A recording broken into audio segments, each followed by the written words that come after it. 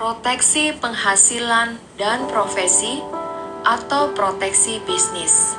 Saya Monalisa Kalalembang, Register Financial Family Planner dari Prudential. Hidup sepenuhnya adalah misteri dan dalam kuasa ilahi. Harapan kita pastinya adalah diberikan kesehatan dan tercapai semua impian. Namun faktanya, dalam hidup itu sendiri ada resiko yang tidak dapat kita hindari, yaitu sakit dan kematian. Apa yang sudah kita persiapkan untuk orang-orang tercinta jika resiko itu datang di hari ini ataupun besok? Berita COVID, banyak sekali dokter dan nakes yang meninggal. Banyak anak muda, bahkan anak-anak dan bayi yang meninggal karena COVID-19 walaupun mereka tanpa komorbid. Setiap hari banyak berseliweran berita duka cita di lini WhatsApp grup, Line, Telegram, dan medsos lainnya. Wabah COVID-19 banyak sekali menelan korban yang sakit dan harus rawat inap, lagi kronis di ICU, ataupun bahkan meninggal. Banyak sekali sahabat dan keluarga yang telah berpulang dari segala profesi. Ada yang pebisnis, dosen, artis, pegawai BUMN, aparat pemerintah, gubernur, tenaga kesehatan, dan bahkan banyak sekali dokter yang telah berpulang. Jika mereka yang adalah sumber income keluarga sakit kronis bahkan meninggal, dari mana sumber penghasilan keluarga selanjutnya? Dari mana income untuk biaya hidup, biaya sekolah, dan biaya pengobatan keluarga selanjutnya? Ini adalah kisah nyata kakak teman saya. Dia adalah seorang dokter, ahli bedah terkenal dan profesional. Sehat, pintar, kaya, terkenal, dan penghasil income utama dalam keluarganya untuk istri dan 2 orang anak. Hidup tidak dapat kita ketahui apa yang terjadi di esok hari. Resiko tidak dapat dihindari. Dokter ini kena virus meningitis dan mesti operasi bedah tengkorak kepala. Kita tahu bersama kalau yang namanya operasi itu hasilnya ada 3. Sukses operasinya, sehat dan normal. Yang kedua, cacat seumur hidup, dan yang ketiga meninggal. Dokter ahli bedah ini mengalami resiko yang kedua, yaitu cacat seumur hidup. Sebelumnya dokter ini adalah seorang dokter yang anti asuransi. Dia berpikir karena dia seorang dokter, teman-teman sejawatnya yang akan menolong dia, sehingga dia tidak perlu yang namanya proteksi penghasilan. Ya pastinya teman-teman dokter akan memberikan jasa mereka tidak usah dibayar. Tapi bagaimana dengan biaya-biaya lainnya di rumah sakit? Dan yang terpenting adalah bagaimana dengan biaya hidup selanjutnya. Si dokter bedah ini cacat seumur hidup, dia hanya bisa duduk di kursi roda, gak bisa ngapa-ngapain. Apa yang terjadi dengan sekolah anak-anaknya, sedangkan istrinya tidak bekerja?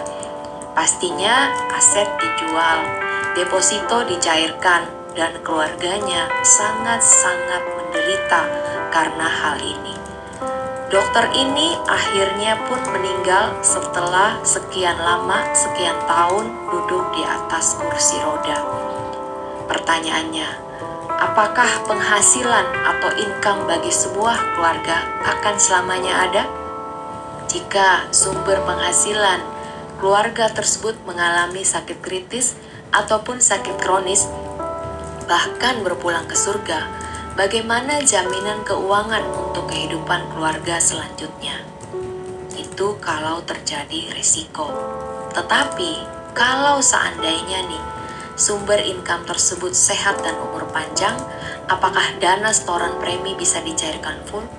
Ada nggak satu produk yang bisa cover semuanya? Jika sehat-sehat aja dan umur panjang, dana setoran bisa full balik. Jika terjadi resiko sakit kritis atau sakit kronis seperti dokter ahli bedah ini, dananya cair 1 miliar, 2 miliar atau lebih. Dan jika akhirnya pun dia berpulang, dananya juga akan cair untuk ahli waris. Banyak orang yang tidak mau untuk memproteksi penghasilan dia, memproteksi profesi dia, memproteksi bisnis dia. Mereka beranggapan bahwa kalau terjadi resiko sakit, mereka cukup pakai yang namanya BPJS. Pertanyaannya, apakah BPJS cukup untuk biaya pengobatan? Bagaimana dengan biaya hidup lainnya? Kisah nyata keluarga saya, almarhum mama saya yang baru saja meninggal setelah mengalami kanker paru dan perawatan 9 bulan. Total biaya yang kami keluarkan 250 juta dari kocek pribadi, padahal pengobatan mama saya pakai yang namanya BPJS. Untuk apa saja 250 juta ini? 250 juta belum termasuk biaya hidup. 250 juta cover untuk biaya-biaya pengobatan yang tidak di-cover oleh BPJS. Contohnya, banyak obat-obatan yang tidak diganti oleh BPJS. Kemudian, banyak biaya-biaya operasi yang kami dikenakan tarif 75% dari total tagihan dibayar sendiri karena upgrade dari kamar kelas 1 ke VIP. Kenapa memilih kamar VIP? Karena saat COVID seperti ini, pasien tidak dapat ditemani di dalam kamar kelas 1. Ya, kalau mau ditemani harus VIP, sedangkan kalau VIP itu total tagihannya itu 75% diganti oleh si pasien. Banyak biaya lainnya, biaya dokter, biaya vitamin, biaya O2, biaya pampers, dan sebagainya. Rata-rata biayanya itu 27 juta per bulan. Kebayang nggak kalau seandainya lebih lama dari 9 bulan, berapa biaya yang harus kami tanggung? Itu belum termasuk biaya-biaya lainnya. Misalnya, kalau ibu saya adalah seorang penghasil income yang aktif, bagaimana dengan biaya listrik, biaya air, biaya sekolah anak, dan lain sebagainya? Dari mana uangnya?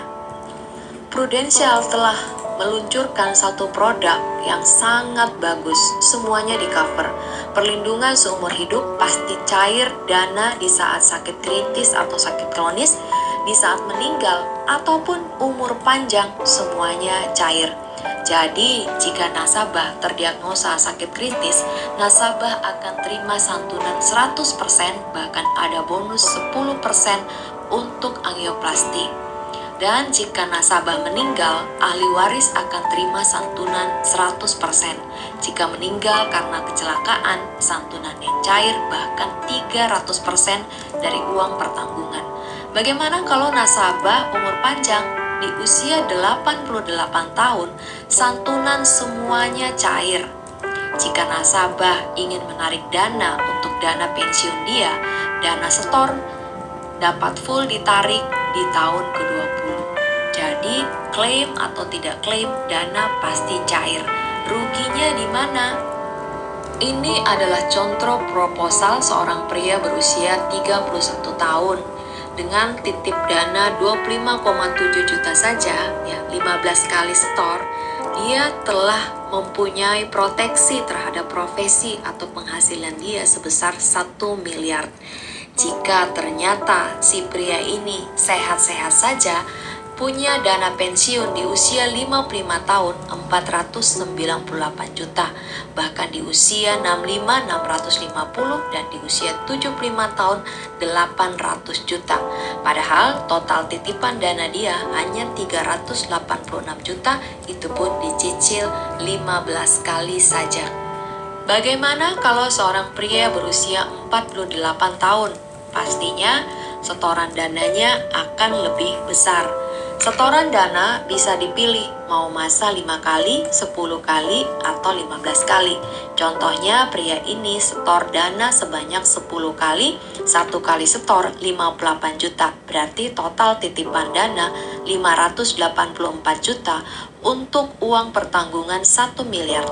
Jika ternyata dia sehat-sehat aja, di usia 70 tahun ada dana 673 juta, 75 di usia 75 ya 764 juta, dan di usia 85 945 juta. Jika satu hari 24 jam setelah polis issue ternyata dia meninggal, cair dana 1 miliar. Bahkan kalau meninggal karena kecelakaan yang cair 3 miliar. Ini adalah bukti klaim sakit kritis yang telah disetujui oleh Prudential sebesar 4 miliar. 4 miliar diberikan satu kaligus dalam bentuk santunan cash ditransfer ke rekening nasabah. Jadi nasabah bisa itu untuk depositokan 4 miliarnya, bunga deposito 20 juta per bulan. Jadi apapun yang terjadi pada dia, contohnya dokter ahli bedah tadi yang saya ceritakan, misalnya dia punya uang pertanggungan sakit kritis 4 miliar, keluarganya terima tiap bulan 20 juta per bulan ya, walaupun dia sedang sakit di atas kursi roda. Atau ketika pun dia meninggal, keluarganya tetap terima 20 juta per bulan. Ini klaim sakit kritis yang cair juga oleh Prudential yang cair sebesar 9,8 miliar. Ada seorang ibu berusia muda, di usia 30 tahun, ibu tersebut mengambil proteksi untuk profesi ataupun bisnis dia sebesar 9,8 miliar. Ternyata di usia 31 tahun, hanya 1 tahun setelah dia buka polis, dia terdiagnosa kanker payudara dan cair cash transfer ke rekening dia 9,8 miliar. Tidak pernah ada seorang pun ingin mengganti kesehatannya dengan uang 9,8 miliar. Namun, itulah resiko hidup. Kita tidak tahu kapan datang dan bagaimana bentuk resikonya. Jika Bapak dan Ibu mampu dan sehat, ayo punya untuk proteksi penghasilan ataupun proteksi terhadap profesi ataupun bisnis. Kenapa?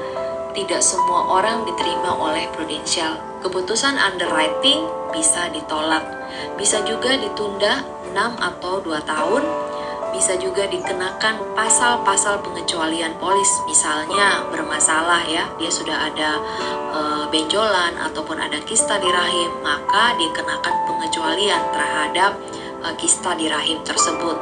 Ataupun dikenakan premi lebih mahal. Misalnya nasabah tersebut gula darahnya lebih tinggi ataupun tekanan darahnya lebih tinggi dari tekanan darah normal, maka dikenakan premi yang lebih mahal pastinya ya. Kenapa? Ya risikonya lebih tinggi. Ada masa tunggu 90 hari untuk klaim sakit ini, sehingga ayo Bapak Ibu, sepanjang Bapak Ibu sehat dan mampu tentu saja untuk membayar premi, jangan khawatir, duitnya pasti akan kembali. Tetapi jika terjadi resiko, anak-anak, pasangan, ataupun keluarga tidak akan terlantar. Love yourself, love your family, give them the best now and forever. Jika Bapak dan Ibu sayang pada diri sendiri, sayang pada keluarga, kenapa tidak sisihkan dana untuk proteksi penghasilan ataupun proteksi profesi ataupun bisnis? Tidak ada ruginya. Kalaupun sehat-sehat aja, dananya pasti balik. Berikan sebagai hadiah terindah kepada orang-orang yang Anda sayangi. Saya Mona Lisa Kalalembang, Register Financial Family Planner dari Prudential.